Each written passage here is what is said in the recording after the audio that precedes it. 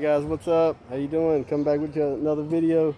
Look, I just love being out here and filming with you guys. What I think is interesting, and this.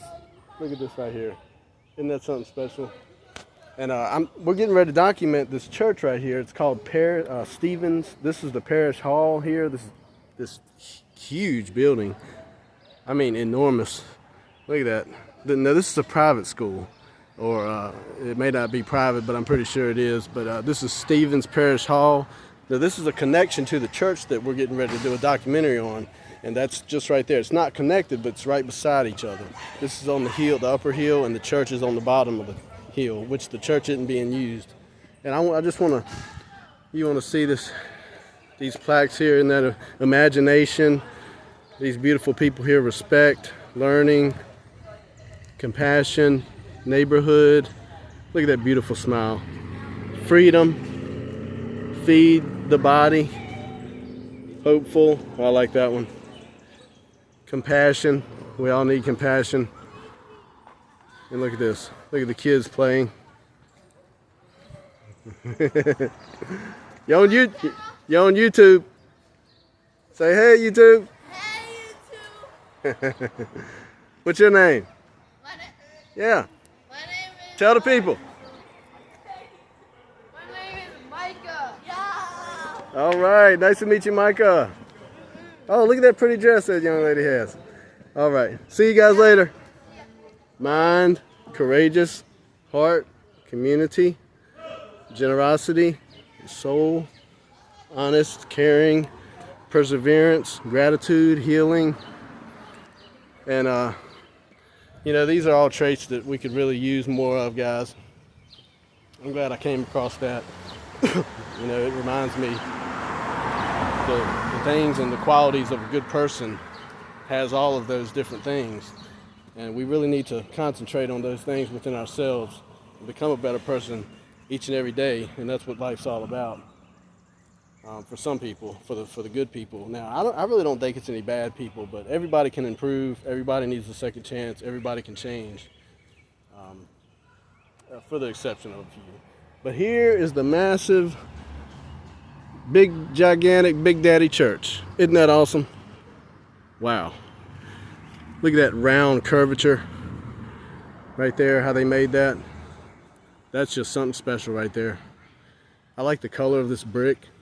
I believe it's the original color, I'm pretty sure. Because if it wasn't, you'd be able to see telltale signs. Yeah, that's the original. And they have a walkway going all the way around it. Also, they have this old brick wall right here going all the way up the street. And that's old as Methuselah.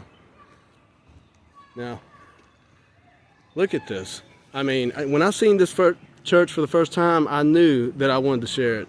Because this is a magnificent, just daunting church here. It isn't being used. Now I'm sure people still go in and out of it, but it's not being used for worship service or anything else. They have ropes over the walkways down here. That's why I know that. And then plus it's signs up saying no trespassing, whatever. But we just got to see this. Can't pass this one up. Can't miss this one. I'll tell you what, if we miss this church, we'd be missing one of the most grandest churches in the area. And we don't want to do that.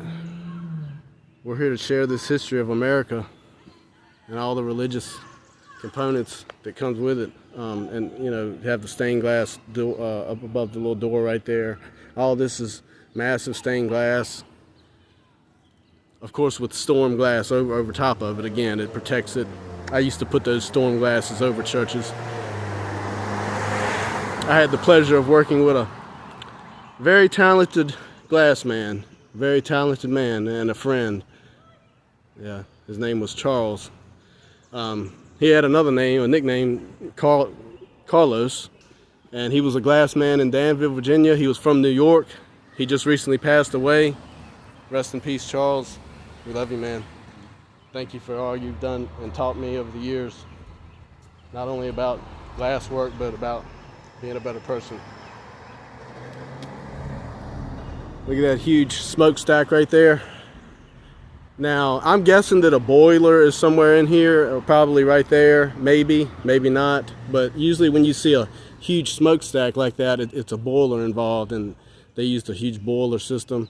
I could be wrong, but that's how they heated these huge buildings, with old boilers, because if they didn't have that, this church would be freezing during the winter. So they had a way to heat it, and that's the way right there. And it takes more than wood. This was a very intricate steam system, boiler system that I believe boiled water, and the steam went in these radiators inside. I'm sure you've seen them in older buildings. You know, you've seen the radiators. Well, they got real hot. They had these radiators placed all around the building. If it wasn't for them, there's no way they could have heated these large buildings. Look at this huge steeple. Now, this church here has two steeples, one on each side. We're going to get around to that other one in a minute, but I just want you to see this. I don't have the zoom on, so sorry about that, guys, but you can see the pigeons up there. And, you know, when this church was open, you know, people could go up there, like the pastors and the congregation probably, and, you know, pray up there and just, you know, just see the overlook. It's probably a little awesome place up there. I can see the boarding up there on the roof, still in good shape. You know, pigeons have gotten there now, but talking about a huge church. Wow. Awesome. Just think guys, of the time and effort and just the large scale of this project. I mean, back in the day, I mean, it's like they put these things up like stick buildings, you know. These guys didn't play around. I mean, once they started building something, man, they just got to it. You ever wonder how the cities were built? You know, all these houses, all these buildings right beside one another. I mean, thousands of them. I mean, what a massive undertaking. Do you ever wonder that? I mean, probably back in the day, everybody was a builder. They had some kind of trade, and that was their way of making their living. We don't have as many tradesmen today like that. We need more. Coming around the corner here, as you can see, St. Stephen Parish. So maybe this whole thing is a parish. I don't know. So anyway, this is an awesome look. You can see the vents there going up the steeple. You know, made out of wood. Well, it says right there, I can see on the corner, it's got a iron plate right there. It says St. Stephen proto-martyr. St. Stephen proto-martyr, AD 1902. So this was built in 1902, and this was dedicated to a St. Stephen martyr. He was, I know that Stephen. You know, the Stephen in the Bible. You know the story of Stephen. You know, he was stoned. Was he stoned to death? Yeah, he was stoned to death because he was a man of God, and everybody was jealous of him, and they just stoned him for no reason. You remember Stephen? Well, this church was dedicated to him. And they done a fabulous job. You see the holy men, and it looks like a woman right there. Could be Noah and his wife, maybe. And of course you have this, you know, stone brickway all the way around. And that looks super old. So before they even started building this church, they built this, and you know, the stone wall going all the way around the premises. And you can see also, look at the detail in that work, in that concrete work. Oh my goodness. I want to go up there, guys, but you know what? Maybe we can go around. I think there was not a rope on this one, on this entryway sidewalk here. So let's be bold, guys. Let's go up here. Let's get a closer look at this thing, you know? How about it? All right, here we go. I mean, we ain't doing this for nothing.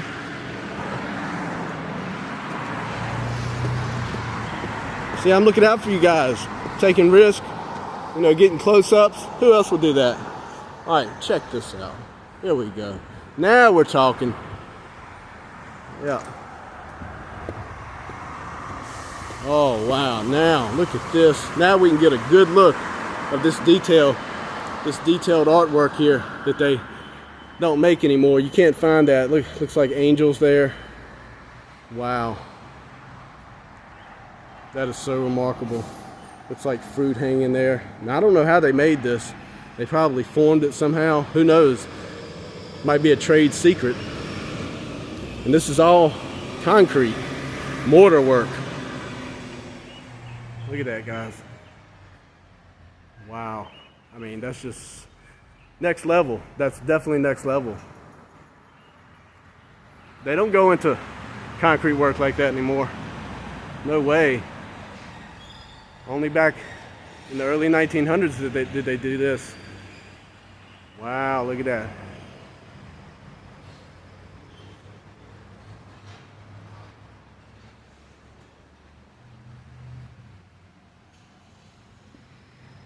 You can tell they wanted to dedicate this church to a very special apostle and man of God.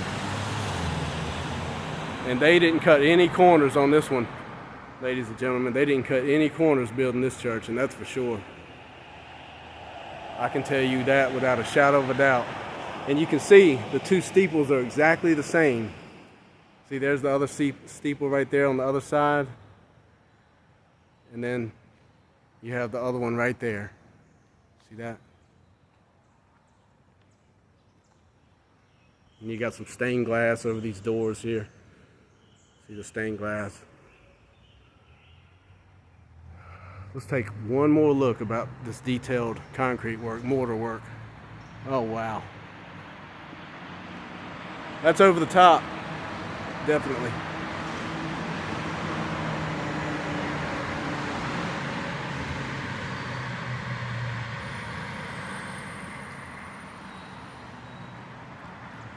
It's like God's mansion, you know, some kind of mansion. And you can see this is connected to the church itself. This was probably the quarter, the house of the priest, and a big old house there.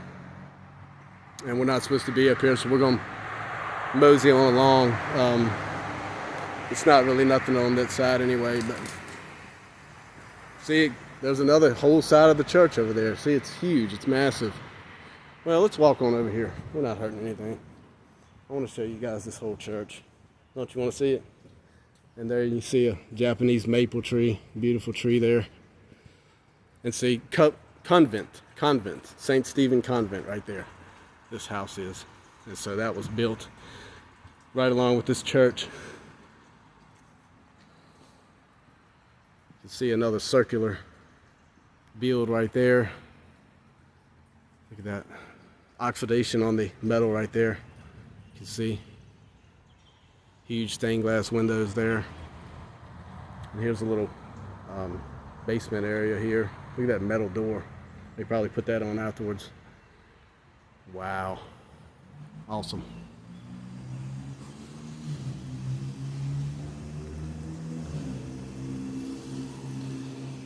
And this is a whole nother, this is the back side of the church. So, I mean, this is probably the worship center here.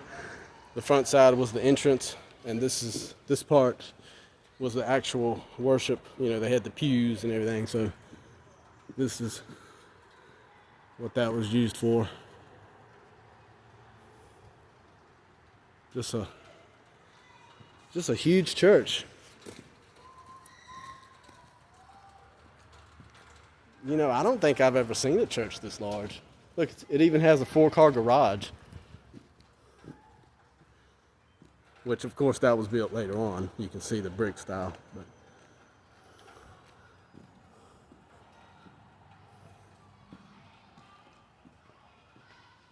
massive church.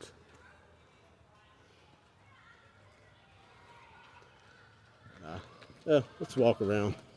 See a little, used to be steps going up there. Of course, that's overgrown. See, this connected to the living quarters of the school up there. And My guess it was Catholic somehow, you know, because usually Catholic churches are connected right, you know, with the school right beside it, you know, because it's all like all together. So it was probably some kind of Catholic religion. You can see that old cross there.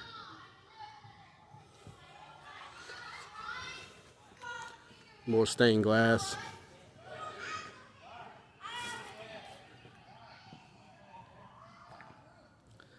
You can tell this church needs a pressure washing.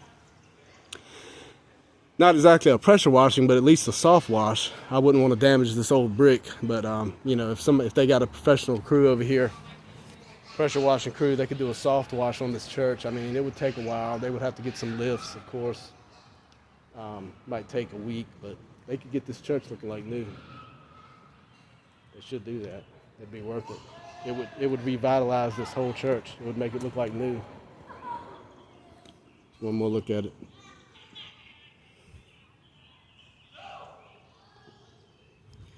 All right, guys. Thank you so much for hanging with me, and I hope you have a great day. Hope you had fun on this trip to this church, and you know, we'll catch another one sometime in the future. Later.